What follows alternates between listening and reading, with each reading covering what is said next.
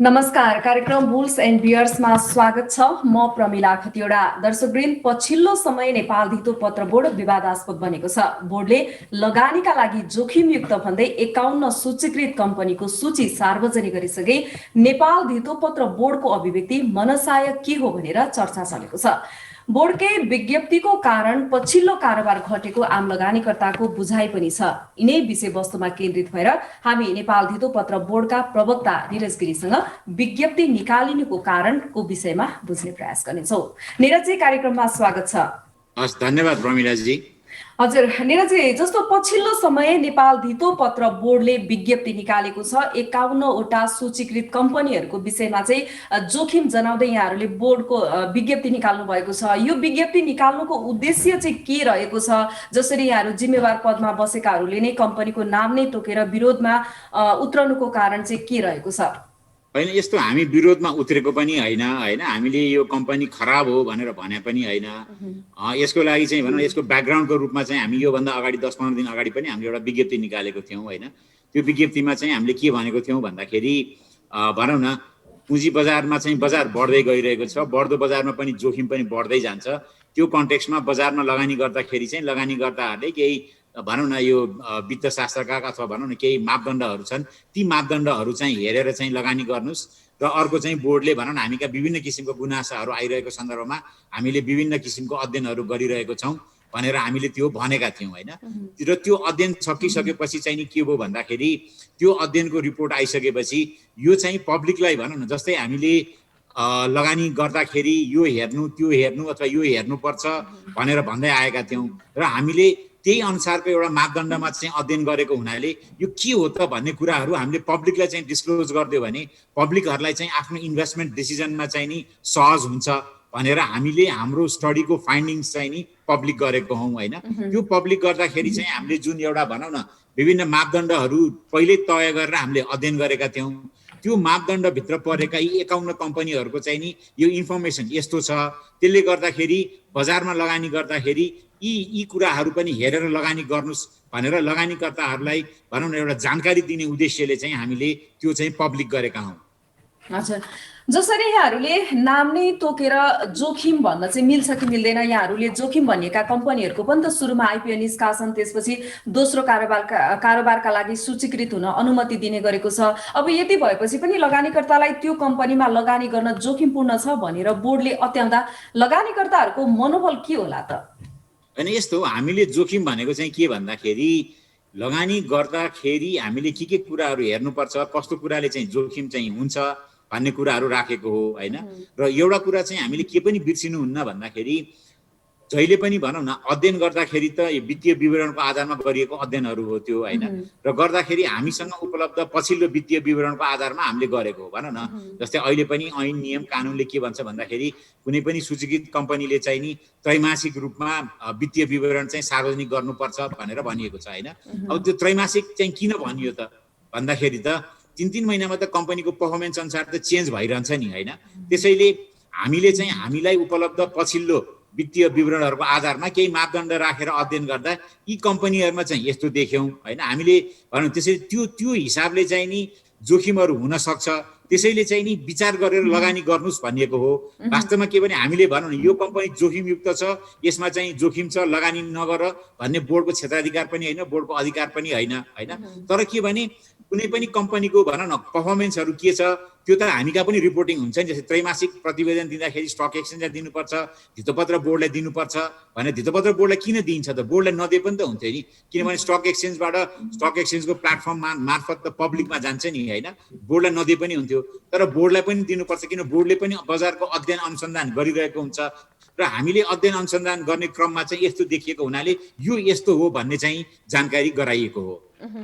जसरी यहाँहरूले विज्ञप्ति निकाल्नु भएको छ, नेपाल धितो पत्र बोर्डलाई एउटा एक किसिमको आरोप पनि लाग्ने गरेको छ। बजार घटेको बेलामा विज्ञप्ति निकाल्दैन, तर बजारले पछिल्लो समय गति लिइरहेको बेलामा, बजार बढिरहेको बेलामा विज्ञप्ति निकालेर बजार घटाउन खोज्ने मनसाय हो भन्ने किसिमको भनाइ पनि रहेको छ। यहाँहरूलाई आरोप पनि लाग्ने गरेको छ, के भन्नुहुन्छ यसमा?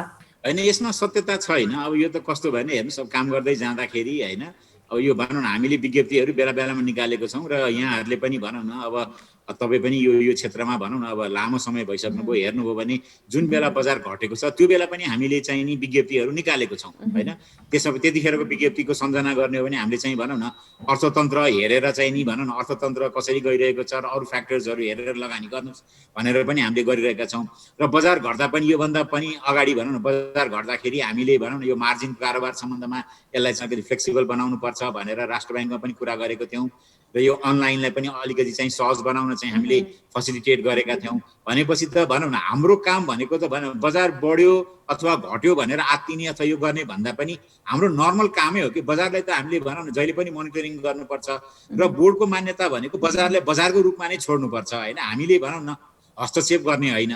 तर के भने यो विज्ञप्ति आउँदाखेरि चाहिँ के भयो भन्दा मान्छेहरूमा चाहिँ होइन यसले त खत्तमै पार्यो, बोर्डले चाहिँ यो कम्पनी खराब हो यसमा लगानी नगर्नुहोस् भनेर भन्यो भन्ने किसिमको चाहिँ अलिकति भनौँ न एउटा बुझाइमा पनि गलत भएर गयो होइन।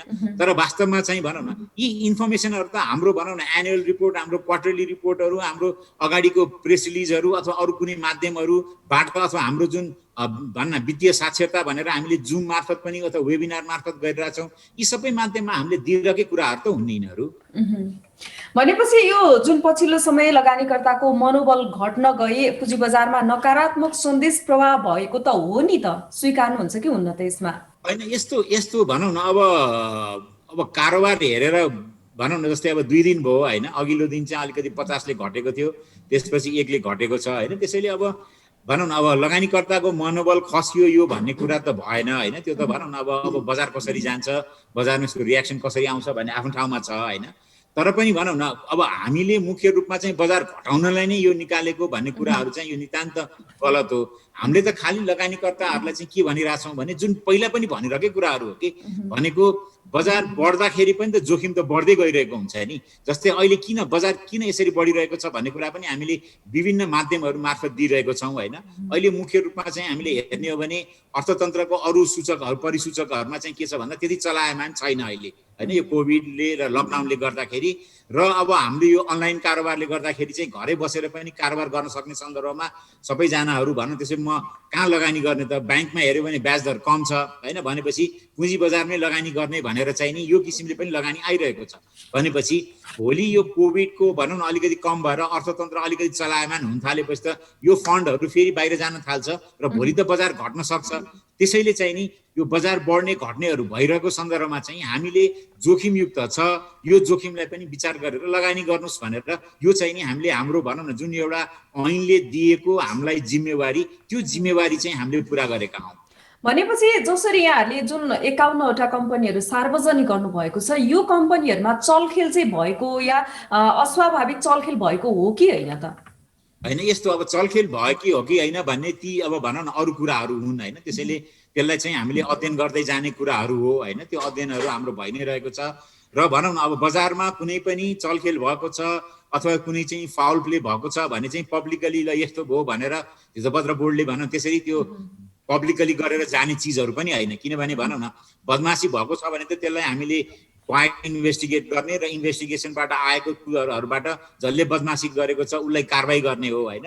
त्यसैले यहाँ चाहिँ भनौँ न यो हामीले चाहिँ नि यो चलखेल भयो यो भयो भनेर चाहिँ यसरी चाहिँ भने पनि होइन होइन। त्यसैले हामीले त हाम्रो आफ्नो एउटा रेगुलर प्रोसेसहरू त गइरहेको हुन्छ। हाम्रो भनौँ न हाम्रो अर्ग्यान स्ट्रक्चरमा हेर्ने हो भने रेगुलेसन डिपार्टमेन्ट छ, सुपरभिजन डिपार्टमेन्ट छ, त्यसभित्र इन्भेस्टिगेसन डिपार्टमेन्ट छ। त्यो डिपार्टमेन्टहरूले आफ्नो काम त रेगुलर काम गरिरहेकै हुन्छ नि। त्यसरी चाहिँ यो हामी चाहिँ अगाडि बढिरहेको चाहिँ हुन्छौँ।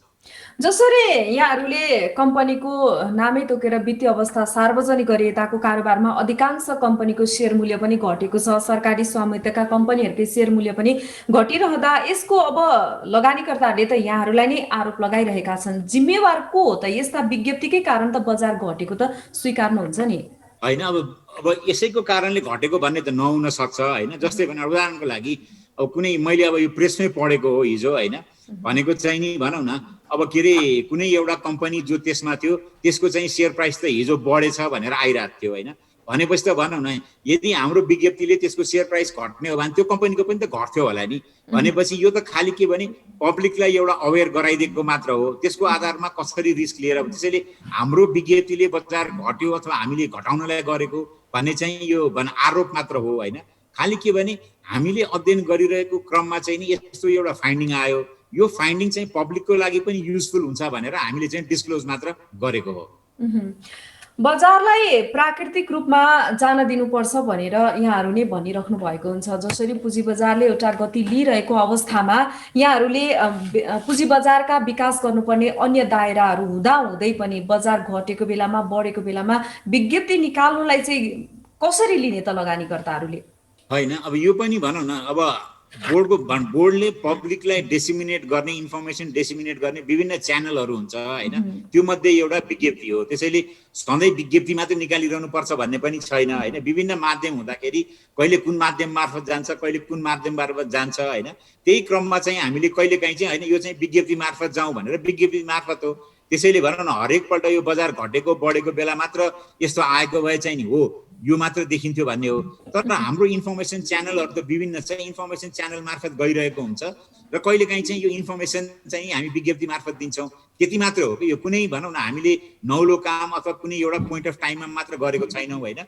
यसरी चाहिँ भइरहेको जस्तै हाम्रो भनौँ क्वार्टरली बुलेटिनहरू आइरहेको हुन्छ।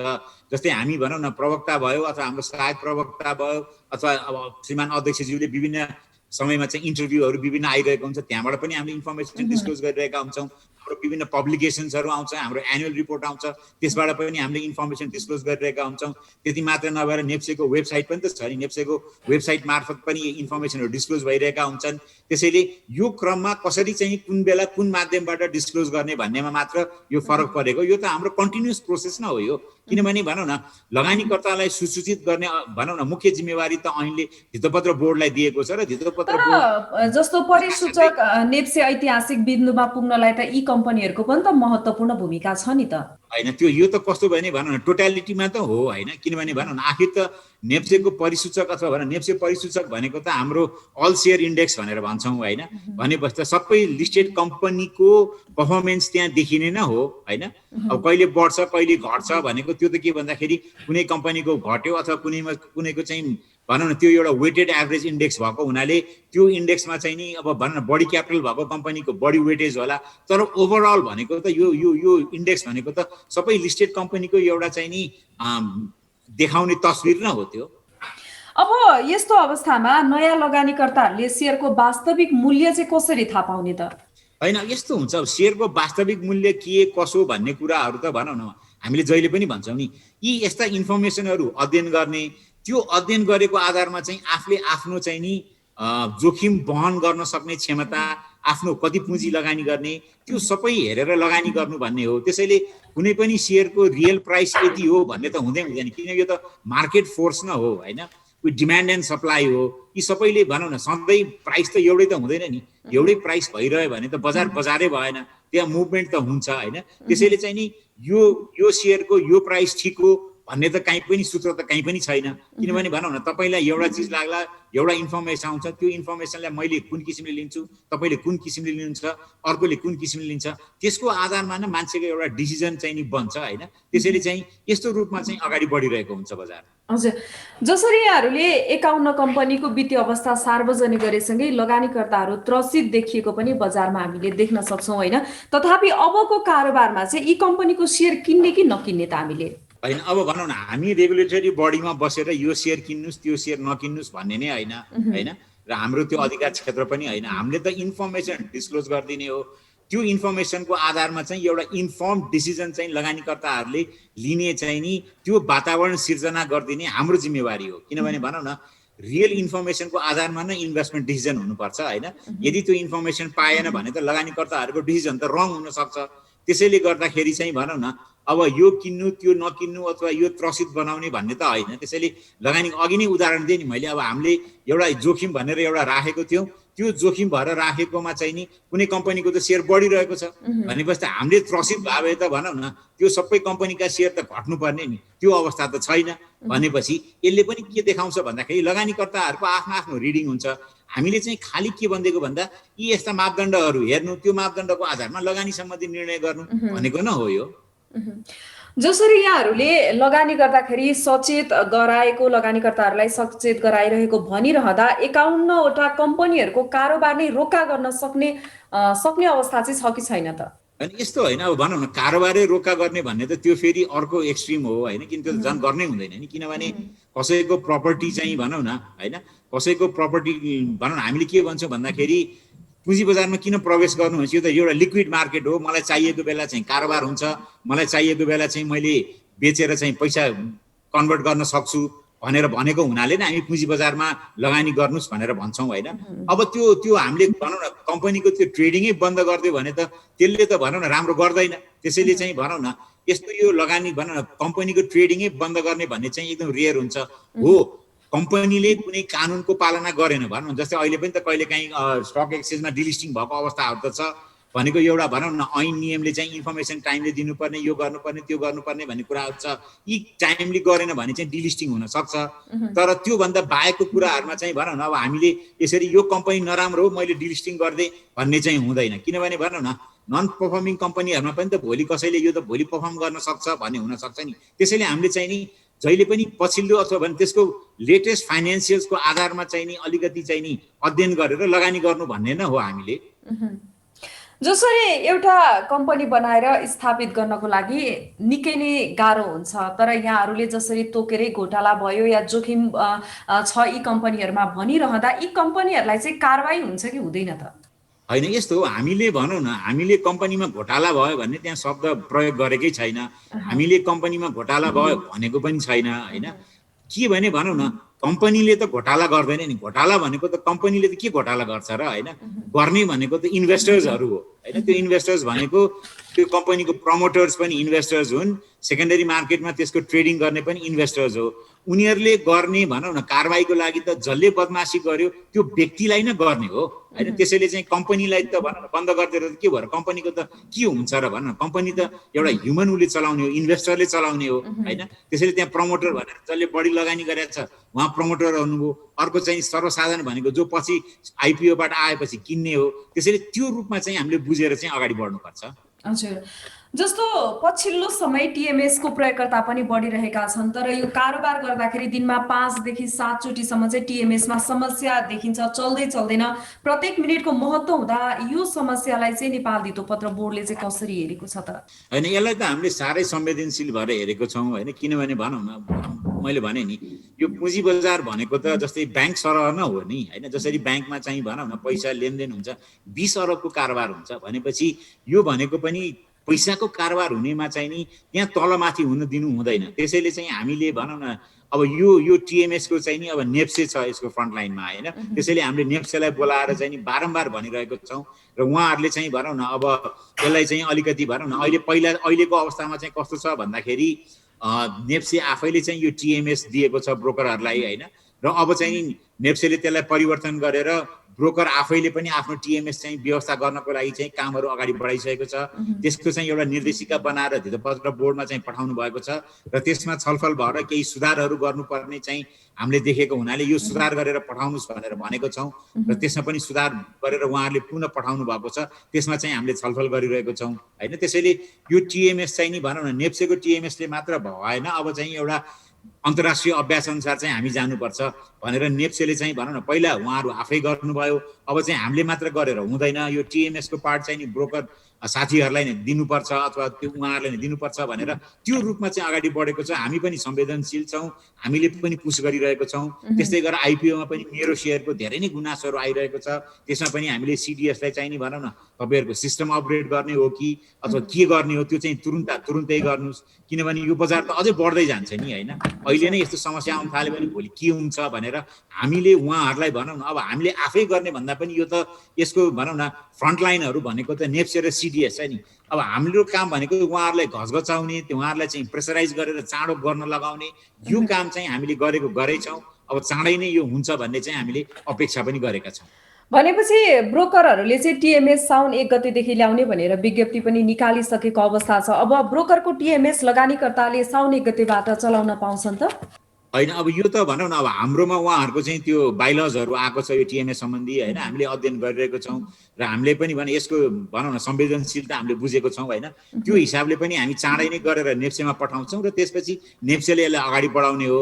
त्यसपछि अब नेप्सेको के कस्तो तयारी छ, अब उहाँहरूको पनि लक्ष्य चाहिँ नि साउन 1 गतेदेखि भन्ने हो होइन, एउटा टार्गेट चाहिँ नि अब आशा गरौँ यो टार्गेट चाहिँ नि मिट हुन्छ भन्ने चाहिँ हामीले एक्सपेक्ट चाहिँ गर्नु पर्यो। हजुर निरजी, अहिले पछिल्लो समय नेपालको शेयर बजारमा शेयर कर्नरिङ हुन्छ भनेर भनिरहेको अवस्थामा यो शेयर कर्नरिङ भनेको के हो, यसमा बोर्डको धारणा के रहेको छ?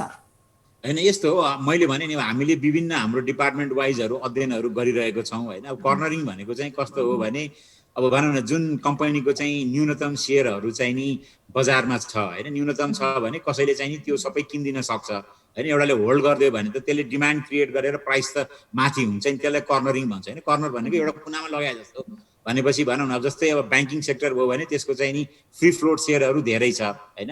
तर कुनै कुनै कम्पनीहरूको फ्री फ्लोट सेयर त कम छन् भनौँ न। जस्तै अहिले हामीले हेऱ्यौँ भने अब लघु वित्त कम्पनीहरू होइन, त्यसको चाहिँ नि माइक्रो फाइनेन्सहरूको चाहिँ हामीले कम देख्छौँ भनेपछि त्यस्तोमा चाहिँ कसैले बदमासी गर्न चाह्यो भने चाहिँ नि त्यस्तो सेयरहरू चाहिँ उठाएर त्यसलाई चाहिँ आफूले होल्ड गर्ने अनि एउटा डिमान्ड साइज क्रिएट गरेर त्यसलाई चाहिँ नि डम्प गर्ने, त्यसैले त्यस्तो रूपमा चाहिँ हामीले कर्नरिङ भनेर भन्छौँ। र हामीले अहिले बजार यसरी बढ्दै गएको सन्दर्भमा यी विभिन्न एस्पेक्टहरूमा चाहिँ हामीले अध्ययनहरू गरिरहेका छौँ। जस्तो केही लगानीकर्ताहरूले जस्तो 51वटा सूचीकृत कम्पनीहरूलाई नेपाल धितोपत्र बोर्डले एकाधिकारात्मक क्रय अर्थात् कर्नरिङ भएको सूचना जारी गर्दा दोषी अर्थात् पीडक उम्कने र निर्दोष लगानीकर्ताको लगानी डुब्ने अवस्था धितोपत्र बोर्डले सृजना गरेको आरोप समेत लगाएका छन्। खासमा नेपाल धितोपत्र बोर्डले कर्नरिङ गर्ने हामीले गर्ने भनेको त कस्तो भन्दाखेरि लगानीकर्ताको प्रोटेक्सनको लागि गर्ने हो नि हाम्रो कामहरू त होइन।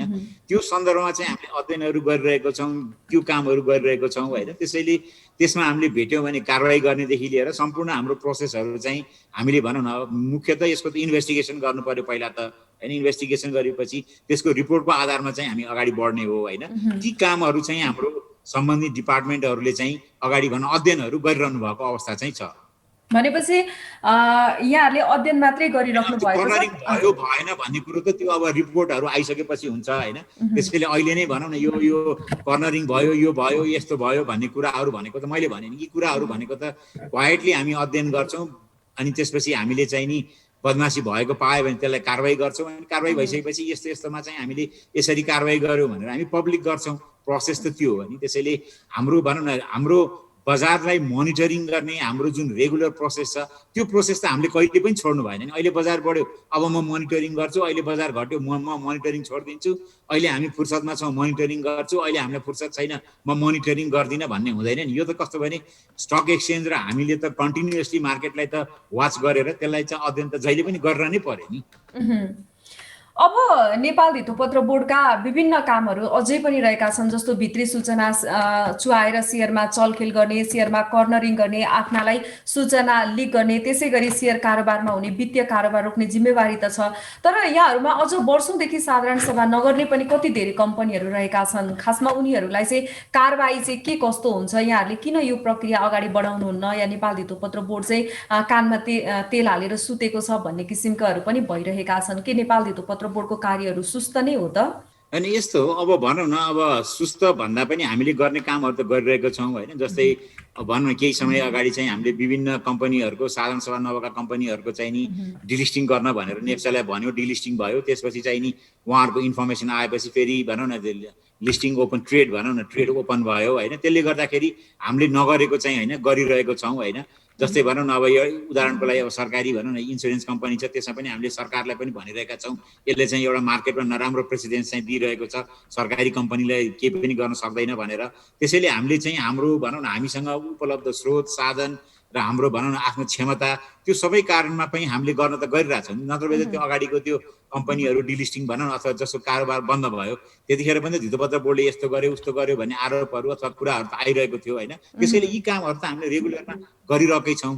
हो, एउटा के नहुन सक्छ भन्दाखेरि मार्केटले एक्सपेक्ट गरे अनुसार तुरुन्तै नभएको हुनसक्छ, किनभने कतिपय कुराहरू यस्तो हुन्छन् पुँजी बजारमा भनेको यसमा चाहिँ छानबिन गर्ने टाइमहरू लाग्छन् कि त्यसले गर्दाखेरि कहिलेकाहीँ डिले भएको होला।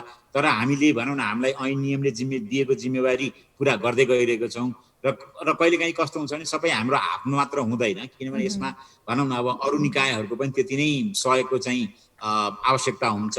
त्यसले गर्दाखेरि डिलेहरू हुनसक्छ। र अर्को भनेको त हामीसँग उपलब्ध रिसोर्सेसहरू पनि हो होइन। यी कारणले कहिलेकाहीँ डिले हुनसक्छ। तर हामीले आफूले भ्याएसम्म हामीले चाहिँ भनौँ न ऐन नियमले दिएको जिम्मेवारी चाहिँ हामी पुरा गर्दै नै गइरहेको जस्तो चाहिँ लाग्छ। हजुर, पछिल्लो समय चाहिँ एओएन को चर्चा पनि निकै नै बढिरहेको छ। जस्तो खरिदमा उच्च बनाउन प्रयोग गर्ने, अस्त्रका रूपमा प्रयोग गर्ने बाई एओएन लाई चाहिँ हटाइयो, तर सेलपट्टिको एओएन हटाइएको छैन। यदि कुनै खेलाडीले शेयर मूल्य हटाउन चाहेमा उच्च आपूर्ति देखाउन सेलपट्टिको एओएन लाई यथावत नै छ। यो अलि विवादास्पद या विरोधाभास जस्तो देखिएको छ, अमान्य जस्तो भएन? अनि यसमा पनि हामीले भनौँ न, अब यो कुराहरू स्टक एक्सचेन्जसँगको रेफरेन्समा चाहिँ आएको कुराहरू हो। हामी स्टक एक्सचेन्जसँग चाहिँ यसमा छलफलमा छौँ र यसलाई चाहिँ कसरी भनौँ न चाहिँ नि एउटा भनौँ न अब बजारमा यसको इम्प्याक्ट के हुन्छ भनेर पनि हामीले हेरेर चाहिँ गर्नुपर्छ भनेर यसमा चाहिँ हामी स्टक एक्सचेन्जसँग छलफलमा चाहिँ छौँ। हजुर, भनेपछि यो बोर्डले चाहिँ कहिलेदेखि हटाउँदैछ त? अब होइन, हामी स्टक एक्सचेन्जसँग छलफलमा छौँ होइन, उहाँहरूको पनि सुझाव लिएर अनि त्यसपछि के गर्ने भन्ने चाहिँ डिसिजन भनौँ न। त्यसैले अब अहिलेलाई हामीले एओएन बन्द गर्नु भनेर भनेका छौँ होइन, तर के भने अब यो एओएन भन्ने त प्र्याक्टिस त संसारमा त छ त। त्यसैले चाहिँ भनौँ अहिले हामीले केही देखेर यसलाई बन्द गऱ्यौँ भनेपछि भोलि यसलाई खोल्न मिल्छ मिल्दैन, खोल्यौँ भने के चाहिँ नि प्यारामिटर्सहरू अथवा भनौँ न त्यो एउटा चाहिँ नि त्यो वलहरू चाहिँ के सिर्जना गरेर जाने, यी सब एस्पेक्टमा चाहिँ हामी नेप्सेसँग चाहिँ छलफलमा छौँ।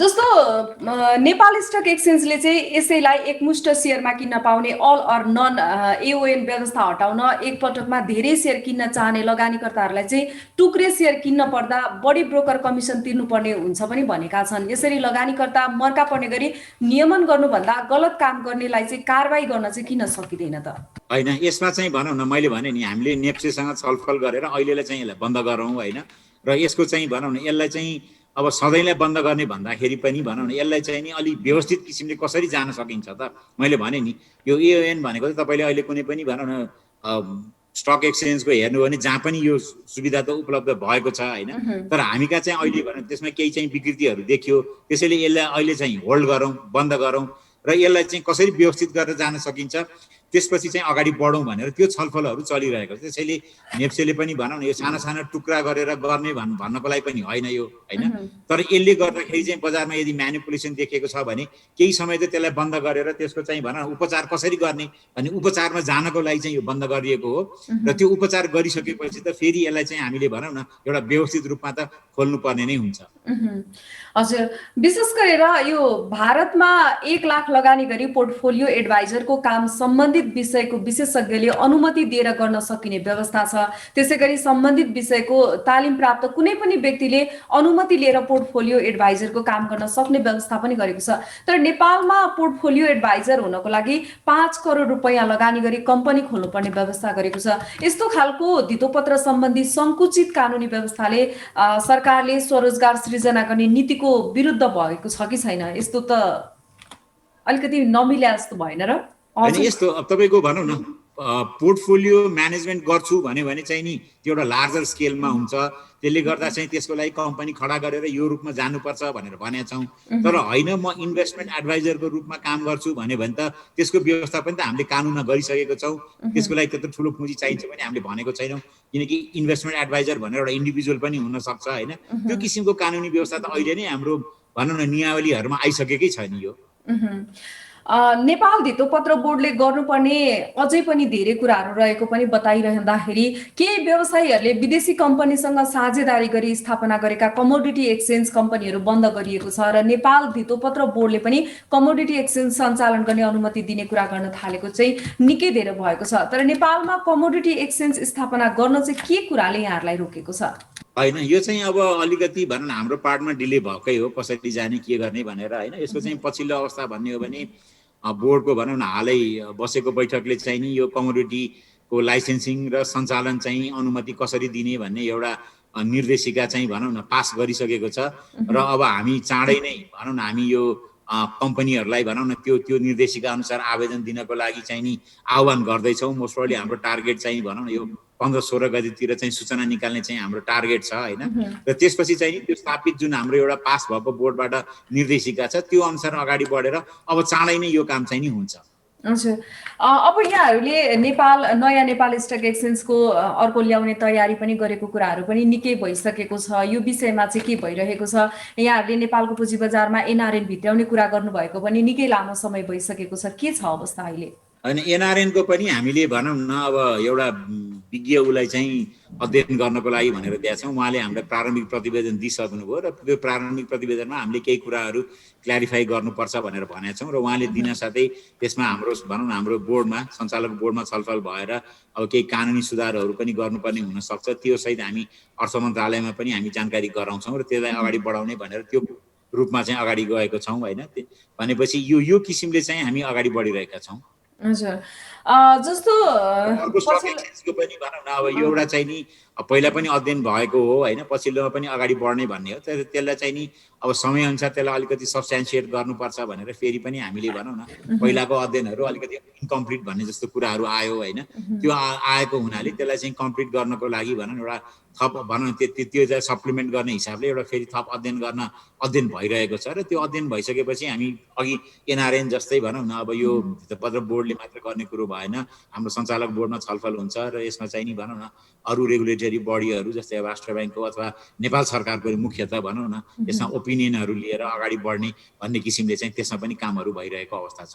हजुर नेपालको पुँजी बजारमा विशेष गरेर अहिले बैंकको सहायक कम्पनीहरूलाई ब्रोकर लाइसेन्स दिनुपर्छ भन्ने विषय उठेको पनि निकै लामो भइसकेको छ। यो चाहिँ नेपाल धितोपत्र बोर्डमा चाहिँ रोकिएको छ भन्ने कुराहरू पनि भइरहेको छ। केही लगानीकर्ताले चाहिँ बैंकलाई ब्रोकर अनुमति पत्र दियो भने धितोपत्र कारोबार गाउँ गाउँमा विस्तार हुने पनि भनेका छन् भने अर्कोतर्फ केही विशेषज्ञहरूले चाहिँ नेपालको स्टक एक्सचेन्जमा बैंक तथा वित्तीय संस्थाको 75% सेयरहरू चाहिँ सूचीकृत भएको अवस्थामा अवैधानिक तरिकाले आन्तरिक लगानी अर्थात् इन्साइडर ट्रेडिङ हुन सक्ने र धितोपत्र बोर्डले पनि नियमन गर्न कठिन हुने कुराहरू बताइरहेका छन्।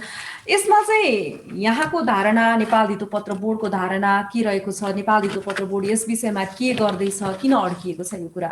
अनि यस्तो हो, अब यसमा त भनौँ न यसको अब हिस्ट्री त सबैलाई थाहा छँदैछ होइन। पछिल्लो समयमा स्टक एक्सचेन्जले चाहिँ नि भनौँ न अब स्टक एक्सचेन्जले सिफारिस नगरिकन धितोपत्र बोर्डले दिन सक्दैन होइन।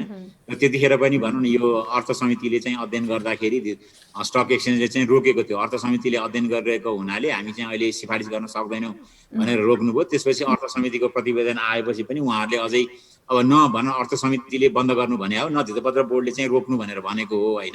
त्यसैले उहाँहरूले रोक्नु भएको अवस्था थियो र पछिल्लोमा चाहिँ उहाँहरूले अब म के गरेर अगाडि बढ्ने भन्ने किसिमको एउटा पत्राचार गर्नुभएको थियो र हामीले चाहिँ के भनेर पठाएको छौँ भन्दाखेरि त्यो अर्थ समितिको प्रतिवेदनले चाहिँ नि भनौँ न केही कुराहरू क्ल्यारिफाई गरेर यो काम अगाडि बढाउन सकिन्छ भन्ने किसिमको चाहिँ नि त्यो अर्थ समितिको प्रतिवेदनमा चाहिँ उल्लेख भएको सन्दर्भमा त्यहाँ उल्लेख भएका चिजहरूमा चाहिँ के कस्तो प्रगति भएका छन् यी सबै कुराहरू खोलेर पठाउनु भनेर भनेका छौँ। त्यसैले अब त्यो आइसकेपछि चाहिँ नि हाम्रो बोर्डले यस सम्बन्धमा चाहिँ निर्णय गरेर चाहिँ नि हामी अगाडि चाहिँ बढ्ने भनेर त्यसरी चाहिँ अगाडि बढिरहेको छ। हजुर एउटा नेपालको पुँजी बजारमा केही कुराहरू विकास गर्नको लागि नै 2-3 वर्ष लाग्ने गरेको अवस्थामा अझै पनि यहाँहरू अध्ययनकै क्रममा छौँ भनेर भनिरहनु चाहिँ कतिको उचित हुन्छ? होइन यस्तो हो, अब पुँजी बजारमा प्रवेश गर्ने चिजहरू भनेको भनौँ न त्यतिकै हच्चाको भरमा गर्नुहुन्न होइन। भोलि त्यसले चाहिँ के इम्प्याक्ट हुन्छ, त्यसले चाहिँ बजारमा कस्तो लिएर आउँछ, त्यसले ओभरअल अर्थतन्त्रमा कस्तो इम्प्याक्ट लिएर आउँछ, यी सबै कुराहरू अध्ययन गरेर मात्र गर्नुपर्ने हुनाले पनि नयाँ चिज इन्ट्रोड्युस गर्न चाहिँ अलिकति टाइम लागेको अवस्था चाहिँ हो। र मलाई चाहिँ के लाग्छ भने भनौँ न व्यक्तिगत रूपमा पनि भन्दाखेरि यो चाहिँ टाइम लिनै पर्छ। भनौँ न अरू चिज जस्तो यो गरिहालौँ, एउटा कम्पनी खोले जस्तो यो खोलिहालौँ भन्ने चाहिँ होइन होइन। किनभने यसमा त भनौँ भोलि यो त फाइनेन्सियल सेक्टरको एउटा महत्त्वपूर्ण भनौँ न पार्ट भएको हुनाले चाहिँ होइन यसमा चाहिँ अलिकति गहन छलफल अध्ययन गरेर नै चाहिँ अगाडि बढ्नुपर्छ जस्तो चाहिँ मलाई लाग्दछ। हजुर निरजी, मैले यसै सन्दर्भमा फेरि पनि भन्न चाहे जस्तो नेपाल र भारतको कुरा गर्दाखेरि भारतको SEBI securities board of India र नेपाल धितोपत्र बोर्ड भने सँगसँगै स्थापना भएका हुन्। भारतमा सेबी सेक्युरिटिज बोर्ड अफ इन्डियाले सर्ट सेलिङ, इन्ट्राडे ट्रेडिङ जस्ता लगानीका थुप्रै उपकरणहरू र कमोडिटी एक्सचेन्जको व्यवस्था पनि गरिसकेको छ। तर नेपाल धितोपत्र बोर्डले भने खालि मिडियाबाजी प्रचारबाजी गर्ने तर काम चाहिँ नगर्ने भनेर आरोप पनि लगाइरहेका छन्। यहाँको धारणा चाहिँ यसमा के रहेको छ? अनि यस्तो हो, अब भनौँ न अब हामीले इकोनोमी अफ स्केललाई पनि हेर्नु पर्यो होइन, उपलब्ध रिसोर्सेस पनि त हेर्नु पर्यो नि होइन। जस्तै इन्डियाको जस्तो इकोनोमी र इकोनोमीको स्केल भएको भए हामी पनि त्यो लाइनमा जान्थ्यौँ होला होइन। त्यसैले हाम्रो पनि भनौँ इकोनोमी, हामीलाई उपलब्ध रिसोर्सेसहरू र हाम्रो भनौँ वित्तीय साक्षरताको लेभलहरू होइन र हाम्रो अरू भनौँ न त्यसैले यहाँ त धितोपत्र बोर्ड एक्लैले तातेर भएन नि होइन। किन यो भनेको त एउटा भनौँ न कलेक्टिभ इफोर्ट हो होइन। त्यसैले त्यो कलेक्टिभ इफोर्टमा अरू अङ्गहरू कतिको चाँडो चाहिँ चल्छन्। त्यसैले यी सब कुराहरू गरेर जाने नै हो। इच्छा त हाम्रो पनि भनौँ न बजारलाई चाहिँ नि अमेरिकाको जस्तो बनाऊ भन्ने त छैन होला र होइन। हामीलाई पनि त त्यो भनौँ न ल अमेरिकाकै नभनौँ, इभन भनौँ न अहिले रिसेन्टली श्रीलङ्काकै होला, इभन अथवा इन्डियाकै जस्तो होला होइन, त्यो किसिमको बनाऊ भन्ने त सबैले चाहना हुन्छ नि। तर के भने हामीले हाम्रो भनौँ न धरातललाई त बिर्सिनु भएन होइन। अब भनौँ न मान्छेले इन्डियामा चाहिँ यस्तो हुन्छ उस्तो हुन्छ भन्छन्, तर उनीहरूको पनि भनौँ न यो सबै फेजहरू भएर त्यहाँ पुग्या हो नि। अहिले पो हामीलाई लेटेस्ट त्यो मात्र थाहा छ, उसको हिस्ट्री त हामीले कसैले अध्ययन गरेको छैनौँ। त्यसैले चाहिँ नि हो के भने हामीले के गर्न चाहिँ हामीलाई सहज हुन्छ भन्दाखेरि उनीहरूको हिस्ट्री हेरेर हामीलाई चाहिँ त्यो कामहरू चाँडो गर्न चाहिँ हो। तर भनौँ न हाम्रो अब विभिन्न फ्याक्टर्सहरू हेरेर न हो। त्यसैले धितोपत्र बोर्डले प्रचारबाजी गर्यो भन्दा पनि भनौँ न हामीले ल्याउनको लागि कोसिस गरेका चिजहरू त हुन्छन्, तर कहिले कहाँ गएर अड्किन्छ, कहिले कता अड्किन्छ होइन। आफूले गर्ने चिजहरू हामीले गर्दै गएका हुन्छौँ, त्यो किसिमले नै डेभलपमेन्ट हुँदै जाने न हो यो त। नेपालकै पुँजी बजारको कुरा गर्दा अहिले पछिल्लो समय बृहत मात्रामा गइरहेको अवस्थामा अब यतिखेर 50वटा 55वटा ब्रोकरहरूमै हाम्रो सीमित भइरहेको अवस्था छ। यसले धान्न सक्ला त अब? अनि यसमा पनि भनौँ न अब वास्तवमा योभन्दा अगाडि अध्यक्षज्यू भनौँ न हुँदाखेरि नै हामीले यो थप्नलाई भनेर स्टक एक्सचेन्जलाई निर्देशन दिएको अवस्था हो होइन। किनभने हामीले भनौँ न अब अहिलेको नियमको व्यवस्था हेऱ्यो भने चाहिँ अहिलेको नियमले के भन्छ भन्दाखेरि कति सङ्ख्यामा थप्ने के गर्ने सिफारिस गर्ने चाहिँ त्यो ऐन नियमले स्टक एक्सचेन्जलाई अधिकार दिएको छ। त्यो अधिकार ऐन नियमले दिएको हुनाले हामीले यो गरेर पठाऊ भनेर त हामीले भनिसकेको हो। तर अब उहाँहरूले चाहिँ त्यसलाई बढाउन सक्नु भएको छैन विविध कारणले। अनि त्यसमा हामी पनि कतै न कतै त अब इन्भल्भ भयौँ होला होइन। त्यसले गर्दाखेरि चाहिँ नि यो सङ्ख्या थप्नुपर्छ भनेर त बोर्डले उहिले डिसाइड गरेर गरिसकेको अवस्था हो होइन। खालि यो प्रोसेसमा चाहिँ लम्बिरहेको छ। अब यी अध्ययनहरू यो सबै पार्टहरू भएर अब त्यो पार्ट पनि सकेर यसलाई चाहिँ अब अगाडि बढाउनलाई चाहिँ फेरि भन्छ प्रोसेसहरू चाहिँ सुरु हुन लागेको अवस्था चाहिँ छ। र ब्रोकर सङ्ख्या त थप्नै पर्छ भन्ने त मैले भनिहालेँ नि। बोर्डबाट दुईपल्ट स्टक एक्सचेन्जलाई सञ्चालक बोर्डको निर्णयबाट यो चाहिँ सिफारिस गरेर पठाऊ भनेर निर्देशन त गइसकेकै अवस्था हो नि।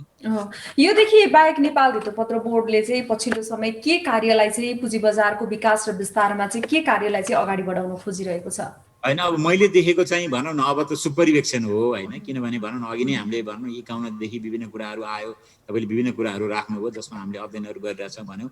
त्यसैले अबको फोकस भनेको भनौँ न एउटा त अब वित्तीय साक्षरता आफ्नो ठाउँमा छ, त्यो सधैँ चलाउनु पर्ने चिजहरू हो होइन। किनकि जति जति बजार बढ्दै गयो अथवा मार्केटको साइज हुँदै गयो वित्तीय साक्षरता बढाउँदै लानुपर्ने हुन्छ, त्यो एउटा पार्ट भयो। त्यसपछि गरेर नयाँ इन्स्ट्रुमेन्ट्सहरू लिएर आउनुपर्ने, अहिले पनि त्यो भनौँ न इक्विटी स्टक बाहेक केही पनि छैन, त्यसलाई बढाउनु पर्ने अवस्था छ। त्यसपछि गएर सबभन्दा अहिलेको कन्टेक्स्टमा अब इम्पोर्टेन्ट चाहिँ के हो, बजारको साइज बढ्दै जाँदाखेरि भनेको हाम्रो सुपरिवेक्षण क्षमता बढाउने, हाम्रो मात्र होइन स्टक एक्सचेन्जको पनि बढाएर बजारलाई चाहिँ सूक्ष्म रूपमा अध्ययन गरेर बजारमा चाहिँ बदमासी हुन नदिन के कस्तो व्यवस्थाहरू गर्नुपर्छ, के गर्ने। त्यसैले अहिलेको लागि त सबभन्दा इम्पोर्टेन्ट कुरा त अब त सुपरिवेक्षणै भएर आइसक्यो।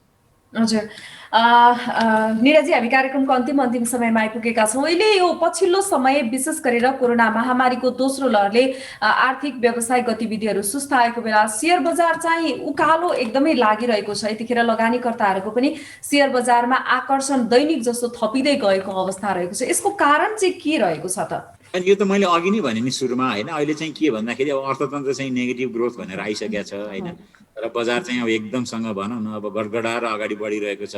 यसको कारण चाहिँ मुख्य के भने हामीले हाम्रो भनौँ न ट्रेन्ड एनालाइसिस गरेर हेऱ्यौँ भने चाहिँ हाम्रो चाहिँ जब लिक्विडिटी हाई छ, जब चाहिँ तपाईँको इन्ट्रेस्ट रेट कम छ, त्यो बेलामा चाहिँ बजार बढेको अवस्था छ। त्यसैले अहिले पनि त्यही ट्रेन्डलाई चाहिँ फलो गरेको छ। अन्य क्षेत्रमा लगानी गर्ने ठाउँ छैन, लकडाउन छ, घरैमा बस्नुपर्ने छ। घरैमा बसेर अहिले चाहिँ भनौँ न कारोबार गर्न सकिन्छ, ब्याङ्क पनि जानु परेन, आफ्नो खातामा जान्छ। यो सब कारणले मान्छेहरूले चाहिँ होइन अहिलेले चाहिँ हामी यहीँ लगानी गरौँ भन्ने किसिमले चाहिँ आएको हुनाले यी विभिन्न फ्याक्टरहरूले गर्दाखेरि चाहिँ नि बजारमा चाहिँ नि यो भनौँ न कारोबारको चाहिँ भनौँ न अब कारोबार पनि रकम पनि बढेर गएको छ, नम्बर अफ ट्रेडको भल्युम पनि बढेर गएको छ। त्यसको इम्प्याक्ट चाहिँ बजारमा देखिएको हो। तर अघि नै पनि मैले भने फेरि यो त के भने भोलि अर्थतन्त्र चलायमान थालेपछि यहाँभित्र आएको पैसा त बाहिर निक्लिन थाल्छ, त्यसपछि त बजार घट्छ। त्यसैले त्यो घट्दो त्यो घट्न सक्ने ट्रेन्डलाई पनि हेरेर विचार गरेर चाहिँ नि अनि त्यसपछि चाहिँ कम्पनी छान्नुहोस् है भनेर हामीले भने हो। त्यो त हामीले भन्न जरुरी पनि हुन्छ के यो। त्यसैले चाहिँ भनेपछि यो जुन अहिले जुन रफ्तारमा नेपालको शेयर बजार गइरहेको छ, यो पछिल्लो समयको कारोबार हेर्दाखेरि गइरहेछ, यो चाहिँ यो कोभिडको कारणले अरू क्षेत्रहरू ठप्प हुँदाखेरि नेपालको पुँजी बजारमा मात्रै असर देखिएको, यसको प्रभाव परेको हो? अनि त्यही देखिन्छ अहिले हामीले अध्ययन गर्दाखेरि। हामीले होइन यहाँ मात्र होइन इन्टरनेसनल मार्केट्सहरू पनि हेऱ्यो भने भनौँ न कोभिडको यत्रो महामारीमा सबै मार्केट चाहिँ बढेको अवस्था छ कि। सुरुवाती दिनमा चाहिँ केही दिन घट्यो होइन, त्यसपछि चाहिँ बढ्न थाल्यो कि। किनभने अन्त कहीँ छैन भने यहीँ भन्ने कन्सेप्टमा चाहिँ नि यो बजार चाहिँ बढेको देखिन्छ। हजुर, यहाँहरूले नियमन सुपरिवेक्षण गर्ने र गरिरहेको भनेर भनिरहँदा र नेपालको पुँजी बजारको दायरा फराकिलो हुँदै गर्दा अझै पनि यहाँको पुँजी बजारको अवस्था हेर्दाखेरि 2-4 जना ठुला लगानीकर्ताहरूको हातमा रहेको छ भनेर पनि भनिन्छ। यस विषयमा चाहिँ यहाँहरूको ध्यान के कस्तो गइरहेको छ?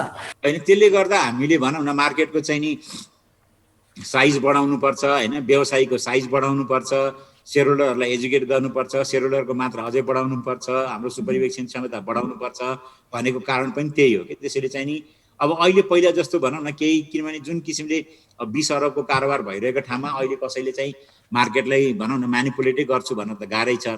र अर्को कुरो त हाम्रो भनौँ न सञ्चार माध्यम पनि त्यति स्ट्रङ भएर गइसक्यो होइन, केही भइहाल्यो भने चाहिँ यो पब्लिकली आउन थालिहाल्छ।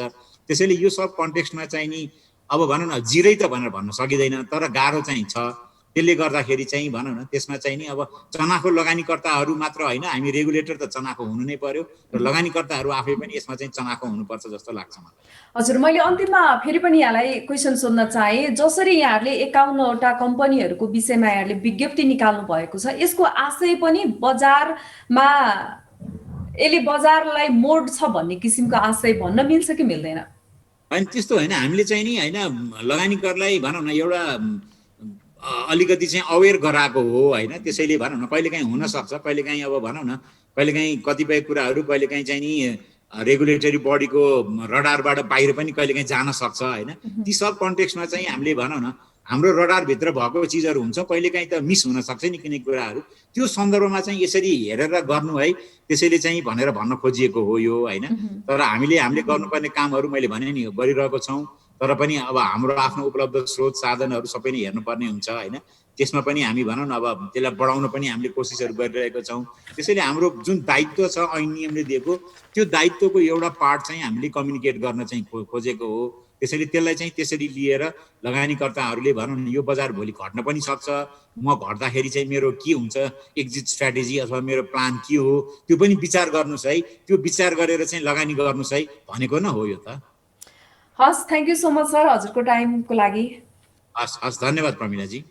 दर्शकवृन्द, कार्यक्रम बुल्स एन्ड बियर्समा हामीले विशेष गरेर नेपाल धितोपत्र बोर्डले लगानीका लागि जोखिमयुक्त भन्दै 51 सूचीकृत कम्पनीको सूची सार्वजनिक गरिसके आम लगानीकर्ताहरू विरोधमा उत्रिएका छन्। आम लगानीकर्ताहरूले चाहिँ नेपाल धितोपत्र बोर्डलाई बजार घटाउनको लागि नै बोर्डले विज्ञप्ति निकालेको हो भनेर आरोप लगाइरहँदा खासमा बोर्डले विज्ञप्ति निकाल्नुको कारण के रहेको छ भन्ने विषयवस्तुमा केन्द्रित भएर नेपाल धितोपत्र बोर्डका प्रवक्ता निरज गिरीसँग कार्यक्रम बुल्स एन्ड बियर्समा कुराकानी गर्यौं। कार्यक्रमबाट म प्रमिला खतिवडा पनि बिदा हुँदैछु। हेर्दै रहनुहोला business plus HD television. Business plus, business first. नमस्ते।